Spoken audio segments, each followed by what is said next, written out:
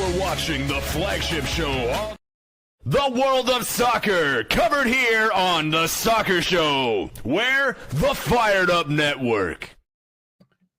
Hello, everybody. This is Joseph Pasek, and welcome to the Fired Up Network, The Soccer Show, here on 12-Ounce Sports Network. We're going to be joined by a few guests here on The Soccer Show. Hopefully, we'll be doing this every Friday from now on 12-Ounce Sports, the Fired Up Network, but a lot of stuff to discuss in the soccer world, including national teams, Canada, America, and the national finals, also the MLS, the CPL, and all other leagues. But we're going to discuss first, hopefully we're going to be joined by two great members here. One you see every night here on the 12-Ounce Sports Network, Fired Up Network, John Freeman Nelson of OSG Sports. He brings you soccer down here, great, at 8 p.m. every night, Monday through Friday, here on Fired Up Network and 12-Ounce Sports.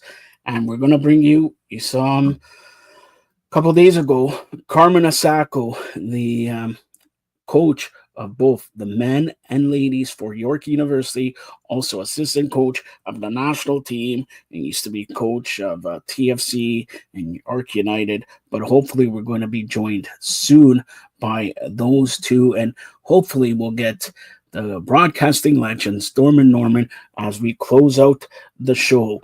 Just breaking a couple hours ago, the Canadian Premier Soccer League has announced a partnership. Yes, a partnership with TSN, the sports network, like ESPN of Canada. And they'll have basically maybe 1-2 matches a week from the Canadian Premier League. So it's going to start next month. So that's going to be great to see the CPL on TSN in the next couple weeks. Also, last night we had the Nationals finals, USA taking on Panama, and unfortunately for all you U.S. fans, Panama surprised the U.S. That game was at SoFi Stadium, and Panama moves on to the final Sunday, and they'll take on Mexico, as Mexico defeated Team Canada 2-0. So Panama, Mexico in the final at 9:30 on Sunday.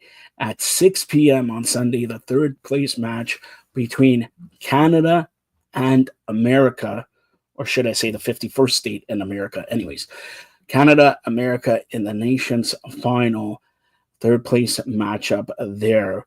So very interesting to see Panama surprising the U.S. Hopefully John Freeman Nelson will be here to tell us what went wrong, or maybe what went right for Panama, but what went wrong for Team USA. Again, it will be Panama, Mexico in the final, Sunday, 9:30, third place match, Canada, U.S. at 6 p.m.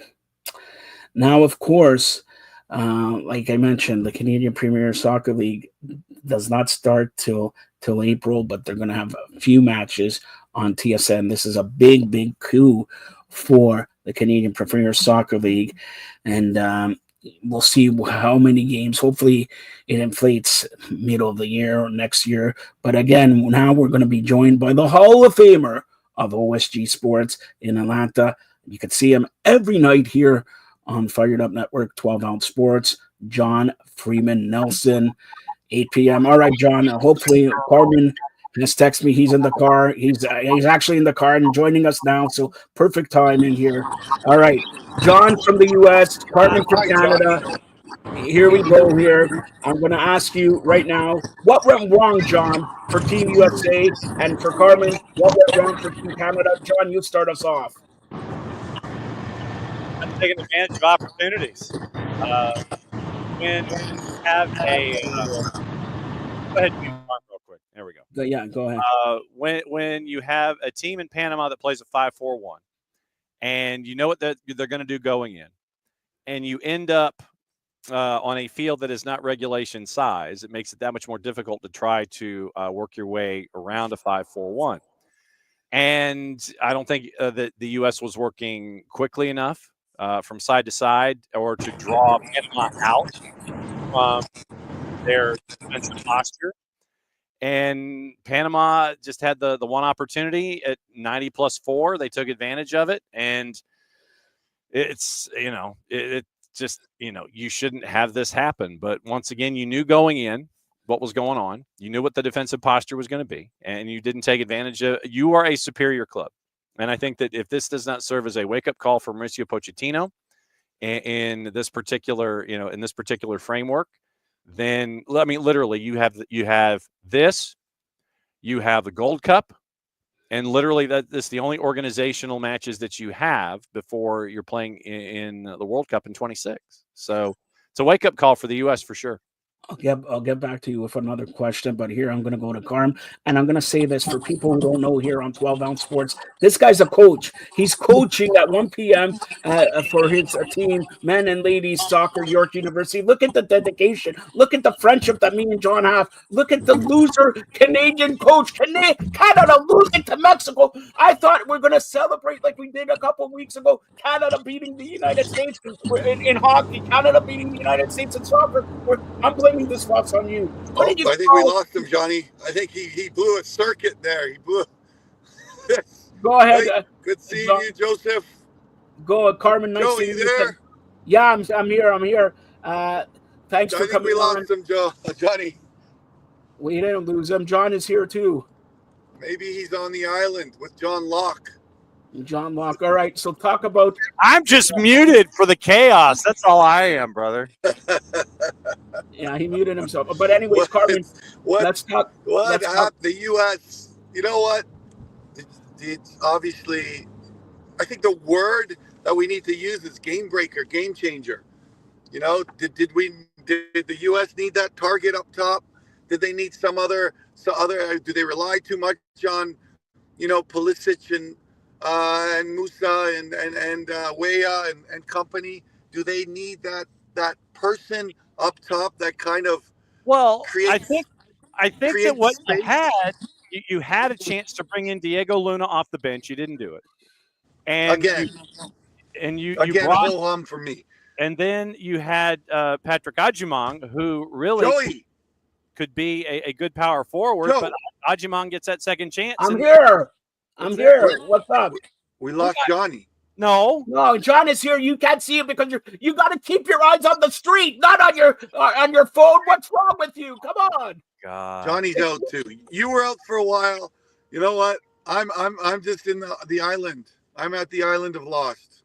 All right. Let's talk about Canada, a third place game. Who do you think is going to win, Canada or the United States? We're going to talk about the third place game, or we're going to talk about. And I'm no conspiracy theorist, but come on, man.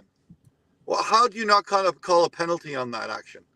It's a 100% penalty. Are you going to blame the referees again? Every time Canada loses, you blame the referees. You're like on the sideline. Never blame the referees. Never. You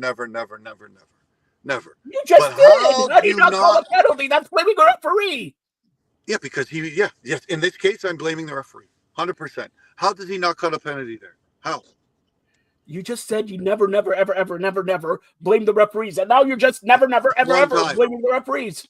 This one time, I will blame the referee. One time, maybe one time Come a on. day. It's you know what? And there's again, I'm not a conspiracy theorist, but there's something smelly in Denmark when that is 100% a PK, and we'll say whoever's involved in that organization of the Nations League is seeing Canada and Panama possibility for the finals in LA.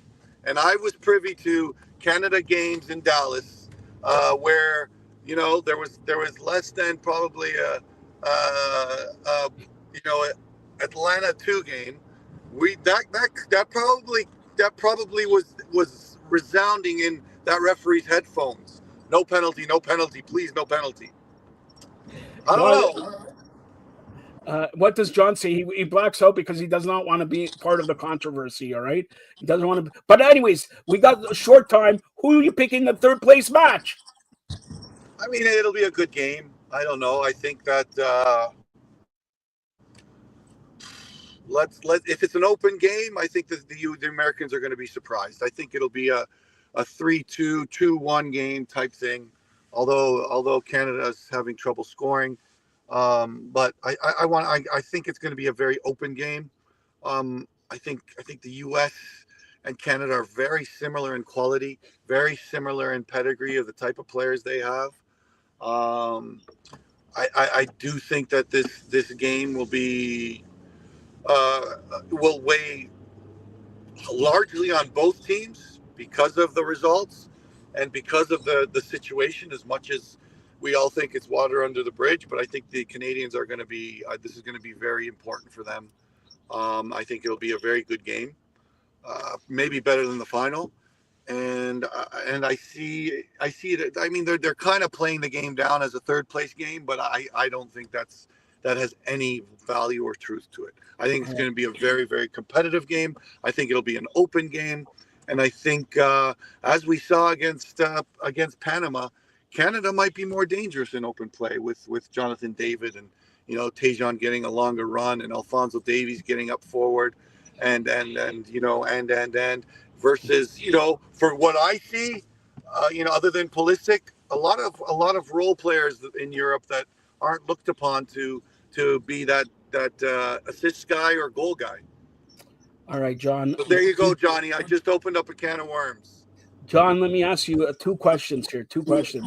First of all, your pick. Second of all, if Canada does beat America, does everybody in the U.S. question where we're going in the soccer land? Oh, I'm sure. Well, I'm sure that this morning, as evidenced by the morning show, the responses were incredibly rational this morning when it came to what happened last night. And I will say, because of the elevated importance of this match, I will go the other way. And when it comes to juice boxes, I will go the under on the total. I think it will go under 2.5. I think that it probably will end up taking a while for it to happen. And I think that because of everyone walking on the proverbial eggshell, I don't see a whole lot of goals in this one, because you have the opportunity not to mess up. And so it's like, okay, so and coach can talk to this. I mean, Parm, when you're in a match that is as important as a rivalry match is, I know that it's really simple for coaches to sit there and say, don't blank up and play your game and all those kinds of things. But there's an added importance to something like this. And so you have that pressure that's attached to all of this. I think that this starts out really tight in the first 20 to 25 minutes. And I think that it's navigating that first quarter of the match for both of these teams. It's going to be equally important. That's why I don't see a whole lot of goals here. Yeah, well, what I see is, again, I'll go back to the game against Mexico, a Mexican team that was more prepared for Canada, that's for sure. A Mexican team that was prepared for their pressing, had solutions to break them down, but they had general concept solutions where Canada had the ball a lot more. And I don't think that's in Jesse Marsh's game plan mentality to have the ball more. I think they want to press. I think they want to create things off of good defending. And I think that turnovers and transitional actions are what Jesse Marsh wants in games, and that didn't happen as much as he'd like yesterday. But for the U.S. and Pochettino, he has to make a statement. I mean, he wants to be one of the favorites to win this, and if he has the responsibility to not only be successful or be result oriented, but they have to play nice. They have to play well. They have to be able to break teams down like Canada. So that's why I think it's going to be wide open. If we go back to the last time they played, Canada should have been up 3 or 4-0 because of their pressing, because of their defensive prowess, because of the way they pressed in the attacking third of the field. And I think Pochettino is going to use that. But what direct options do the U.S. have? What options do they have other than playing through teams, playing through the lines, I don't know if they have the ability to skip the lines like the Mexicans had with the Jimenez twin. Well, G and J.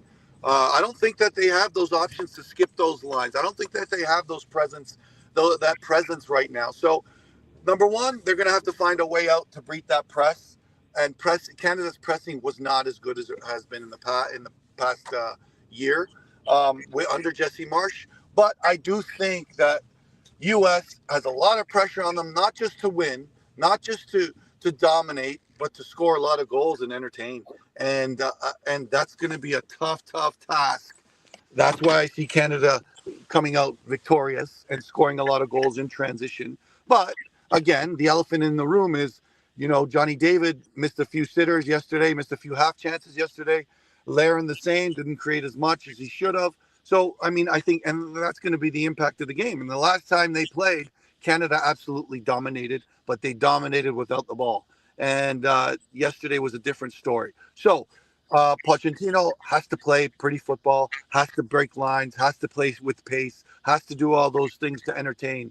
But you know what? I don't think that right now they have those players to do that. All right, so we're under time constraints. Karma has to go to practice, but so we'll go with a couple final questions. But John, I'm going to say, if Canada wins, start practicing the Canadian national 51st state national anthem. All right, start because next Friday you'll be singing it. All right, let's go to MLS. Atlanta, Cincinnati this week. What do you expect, John? You're in Atlanta. Chaos, because Atlanta has 10 players for both first and second team contracts that are playing for national team duty. I think that formationally it could be very interesting for Ronnie Dyla. And I think that it could be the same because of injuries and absences for Pat Noonan and for FC Cincinnati. You don't have Kevin Denke. You don't have Adibi. You don't have Flores because of red card. You don't have Shirilla because of national team duty. Matt Miazga still recovering. You will have Miles Robinson available. You will have Nick Hagland available, but how many minutes for each, I don't know. So you'll have a lot of the offense for both of these teams. I think that Atlanta United, because of the ability to plug and play, you probably will have interesting formations, and you might have three center backs playing just because of necessity. I will be intrigued, but I also think that you might have some goals scored in this one just because of the firepower available going up against the defenses and the plug and play that you need to do on both sides. So you're saying Atlanta's going to lose again. All right. All right, Carmen, let's go to TFC. They opened up their home schedule last week, unfortunately, to a loss. This week, they're against the Red Bulls. What do you expect this week? I mean, I'm saying Oso's a big loss for them. I don't know if Flores is with Honduras. Not sure if they have friendlies scheduled. So yeah, he is with Honduras. It's Flores and Osorio and Schaffelberg that are out. Okay, Schaffelberg's no, they play Red Bulls, Johnny. Schaffelberg's with Nashville. That's right. You're right. Yeah. So I mean, Osorio's massive. Flores for me is massive, but they did kind of try to test the team without Flores last week. I'm not sure what the process was, why he didn't start the game, because I think he's important to that group. But we'll see. Again, going to Red Bulls, who is probably going to be a team full strength, if I'm not mistaken. And yeah, it's going to be a tough go. But I think, I am not a fan of the word development. I'm not a fan of the word of growth in the professional game, because where are you supposed to grow? You're a pro, but in Toronto FC's case and the kind of movement to blowing things up, and who knows, maybe we'll see Insigne pierce his evil head, although he's not the biggest fan and he's not the most popular player in Toronto right now, that's for sure. So it'll be interesting to see how Robin Fraser reacts. But right now, I think those words that should not be used in the pro game, develop, and I think that's going to be the issue all year. And I think Toronto FC will improve as the year goes on. All right, I'm Carmen, absolutely certain. Carmen and John. And Carmen, I know you got to go, so we're joined by the broadcasting legend, Stormin Norm Rumack. He's here to battle out with John about his team, Chelsea. But Carm, tell everybody how they could get a hold of you. And Carm, I know you have practice, but 3 p.m. today, Carm, I never tell you this, but 3 p.m. today on Netflix, you could watch SmackDown live from Bologna, Italy. From Italy. You gotta watch SmackDown, have your Italian food there and all that. And then when you come back next Friday here on the Soccer Show, I'm gonna teach you how to suplex Norm. How about that? Looking how fit he looks, I think he could suplex me. All right. So have a good practice. And what are your teams doing this week? No, we're playing a game right now. We're playing in a kind of a I don't know why I'm calling it spring season, but it is a balmy 2 degrees out here. So it's spring season game against Toronto Metropolitan University. So it's kind of a regig of the OUA semifinal. So it'll be a fun game. All right, that's Carmen Asako, the head coach of the men and ladies York University teams, and you could see him every week here on the Fired Up Network, 12-ounce sports. Carm, any last comments? Canada got robbed. We need to really look Blaming at that. the referees again. Blaming the referees again. Johnny, come on. That's 100% a penalty. Mr. Rumack. I agree with you, by the way, but I'm not blaming the referees. But you got to stop 2 times from Raul Jimenez. That only makes it 2-1. That doesn't help you. No. The game changes at 1-1. The game changes at 1-1. No. Norm, any thoughts on Canada? It's embarrassing. It's embarrassing with all the technology we have that we can't go back and fix that. We can't go back and say, yep, objectively, ethically speaking, that is a penalty. Move on. So that's why something stinks in Denmark. And I know my buddy Norm is gonna expound on that comment. Hey, Carm, are you gonna score a goal and win the game for me? Oh boy. Score what? Score a goal. Get one of your top players to score a goal on behalf of Joe. Okay, if we get one, but if we get one, all right. Have a great weekend, Carm. Have a good weekend, guys. Thanks. Take care. Bye. Right. So here it is. I know this is John Freeman Nelson's favorite 10 minutes. We got 10 minutes. Chelsea talk. All right. You know, Norm's the biggest Chelsea fan. Look at that. All right. It doesn't matter. I wouldn't show my face either if we're talking Chelsea. But anyways, do you want to ask John Nelson any question about your team, Norm? No, not really. I haven't got any questions to ask. That's what I offer you my opinion, and that's it. Let me ask you a question on behalf of Norm. He's too shy to ask it. Okay, he's too shy. This season, how do you rate Chelsea so far? And do you think they're on the up for next season and the year after? All right. Well, John's not answering. See? No, he's not. Yeah. Well, come on, John. Answer the question. Don't leave me hanging like Norm does all the show here on Mondays and Thursday. Why? Why do I need to answer a Chelsea question? All right. So we'll answer your question, Swansea. That's a good answer, John. I like that. So we'll talk about your team, Swansea. Well, why? Which team do you want to talk about? Swansea is comfortably in the championship. They are who they are. The aspirations and the budget is not anything leaning itself to any kind of a push to get into the Premier League. So they are comfortably in the championship and happy to be there. All right, hold on. First of all, for the new fans that we have here on 12-ounce sports Fired Up Network, that's John Freeman Nelson, the Hall of Famer. And he is. John, tell them, didn't you win a Hall of Fame award in Atlanta?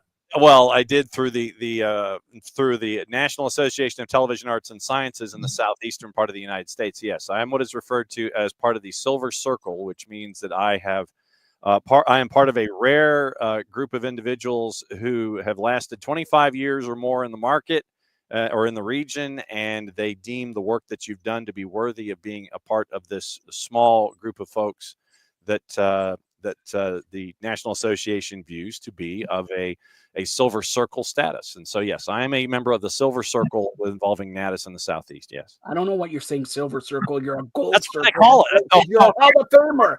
Gold is 50 years of service. I haven't. You're almost as old as Norm. Doesn't matter, 50, 40, whatever. So that's it. And of course, the broadcasting legend, Storm and Norm Rumack, a fan of Chelsea. That's all I'm saying. All right. So Norm, Chelsea. All right. This week, let's talk about. They're buying everybody. What else is new? It's a trip to FAO Schwartz and Bowley Clear Lake just won all the toys and they just want to leave. What else? And Norm was invited for Passover dinner this year. Okay, so that's it. Go ahead, Norm. Well, what's your question, Joe? What do you expect this weekend with Chelsea and how overall the team this season? Well, I'm expecting nothing this weekend because they're not playing, Joe. I know. I set that up. They're in the international window. It's a bye week. So they're not going to lose. They're not. I set them up for they're going to win. They're not going to lose. And look, all right, Norm, come on. Chelsea. Yeah. All right, for the people. Let's go a different direction. Maybe John doesn't want to talk about this. But, different direction. Let's go a different direction here. Chelsea. Everybody knows you're a broadcasting legend, a fan of the Toronto Maple Leafs, and still a fan of Maple Leafs and everything like that, and the Blue Jays and the Raptors. But why are you a fan of Chelsea? Are you still singing the Chelsea blues? Well, there's a lot of reasons. It's a lot of reasons I'm a fan of Chelsea. We got 2 minutes, and come on. Well, you've been talking for the first 7 of the 10 I spoke to. You talked to Carmen on Thursday, on Monday for like 25 minutes about Chelsea. I was half asleep. Come on. Yeah. Well, anyway, a lot of my friends were Manchester United supporters. And I thought, you know what? When I had time to start following English football, I wasn't quite as overwhelmed with following the Toronto team because that was my responsibility with the Fan 590 where I work, the radio station. So I thought, I'm going to look for a team that hasn't got, like the McDonald's expression, a billion served. I didn't want to be part of a fan base with a billion fans all over the place or, who are you a fan of? Oh, Manchester United or Liverpool. Manchester United or Liverpool. Back then, because Manchester United had that powerhouse squad under Sir Alex Ferguson. So it was just commonplace. Everyone would just answer, oh, you follow English football? Who are you a fan of? Oh, Manchester United. So I said, no. I'd rather pick a team that has a small fan base and isn't as widely talked about. So that was the early part of the millennium. So that's my brief answer to your long question. That's why I started supporting. That was a long answer to never mind. All right. So, the EPL, you're a big fan of the EPL, Chelsea, and like we mentioned, John's a fan of Swansea. Anybody in the real Premier League that you're a fan of, John? Yeah, I mean, of course. I like what Bill Foley is letting the folks at Bournemouth do. You bring in a coach that you wonder about a pedigree in a situation like that. Are you going to invest? They've invested wisely at Bournemouth, and you have folks like Hewson and Clivert that are a part of your base, and you're finding young, talented players, and then you have a then you have a coach that a lot of folks may not necessarily have known about going into the discussion. But I'm the kind of guy that likes to see the underdog kind of work their way up. Like Fulham. Well, I mean, Fulham is, that's the Khan family. So, I mean, that's not necessarily, something where you're going to go, they're throwing money at the problem. They need to throw money at Jacksonville and the Jaguars more than they do Fulham. But it wouldn't surprise me if they're trying to have the Jags go to Craven Cottage and be the first team in Europe. But no, you bring in Andoni Iraola as the manager at Bournemouth. And there's a lot of trust that we've seen there and a faith in the front office. And so I like to see what Bournemouth is able to do. I kind of naturally gravitate toward that. I mean, right now anyway. So, I mean, if you're talking Premier League, I'm looking at somebody like a Bournemouth. No, I'm not looking at someone like Forest because of what we see from PSR and Evangelinos Marinakis. Do not be surprised if in 2 years we see the hammer drop on Nottingham Forest, but it's right now it's the instant gratification that you're seeing. Reward now, and I'll worry about it later. So, I mean, right now I'm looking at folks that are looking to invest really well, and you're seeing that in Bournemouth, and you're seeing the results on the field where they might be headed to European football this next season. All right, at the top of the show, I broke some news that just broke. TSN is going to air some Canadian Premier Soccer League games. Canadian Premier Soccer League starts in April here. This is a big coup for the Canadian Premier Soccer League. And let's face it, we talked about Canada, America. Canadian soccer is going to be on the up because, World Cups in Canada, U.S., and Mexico, and they're reviving. And Norm told me he puts 10 cents in BMO Field there. All right, so they're adding new stands and everything like that. But Norm, I'll ask you, you're Canadian, John's American. Are you excited for the 2026 World Cup? Yeah, it should be fun. And, we'll see which matches we get. And it'll bring a lot of tourism and tourist dollars, that's for sure. That's why you grab onto it, because it's a once-in-a-lifetime event for cities like Toronto. So let's see what happens. And yeah, I think most Canadians, whether they're casual footy fans or serious footy fans, are very excited to see who comes here. And of course, Canada, quite the diverse country in terms of folks, are from here and there and everywhere.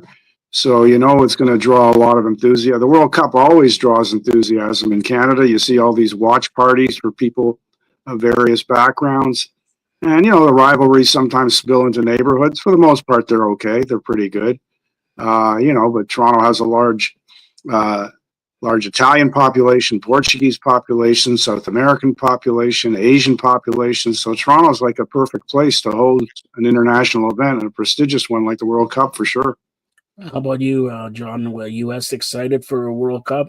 I think that it's getting there. I don't think that it's quite there right now. I mean, we got to get through the Club World Cup first, and MLS season, and what you're seeing with the international play. So right now, I think that when we get closer to the year out in June, like June 11th, I think is 365 days. I think that when you get past the Club World Cup and then the countdown starts, then you get to see all the infrastructure that's happening and who's doing what and who's where and all that. I think that then you will get excited about it. Yeah, right now it's like, oh, okay, it's over there. That's kind of cool, but it's in the build phase, I think, really right now. And I spoke to my friend Alberto Del Rio, and Mexico is really excited, especially if they win this Sunday. All right. So, John, tell everybody how they could get a hold of you and your show, which is exclusively here on 12 Ounce Sports, part of Fired Up Network, 8 p.m. Monday to Friday. I know Norm watches it in his security job. Yes, absolutely. Best way right there is you see me on the 280 character app. Also, it is Cute Sports Guy on the Insta, the Gram, or the IG, whatever the kids are calling it these days. Also, you can follow along the SDH Network, Soccer Down Here on YouTube, and all the social medias that are there. SDH AM is live, 9:05 a.m. Eastern Time.